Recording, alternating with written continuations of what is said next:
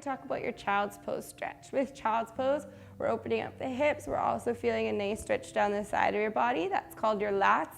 Really important muscle to stretch. It's a huge part of your back. So it's like a nice big wing muscle that goes down your back. Really important for cyclists as we are trying to maintain some strength in that back.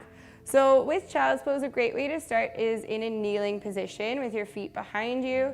And you're slowly going to tip forward, planting your hands, coming into our tabletop, extending your arms out and sinking your hips back. So you want your hips to be on top of your heels, extending your arms in front of you. You can place your head on the ground, so placing the forehead down on the ground, sinking those hips back. You want your knees to be about hip distance apart. The narrower your knees are, the less pressure it's going to create on the inside of your hips. The farther your knees are, the more of a stretch you're going to get on the inside of your thighs. There's lots of different variations too that we're going to do with child's pose, which you can see in later videos, so make sure you keep an eye out for that. With your child's pose, you're going to feel nice stretch down the side of your body here. So these are those lat muscles that we were talking about.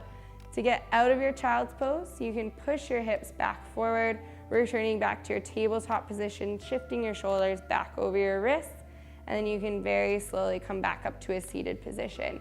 Anytime we're doing stretches where your head is down on the ground, we're in a laying down position, once you return back up to seated, you do want to come up very, very slowly just so we don't create any head rushes or instability in the head. And that's your child's pose.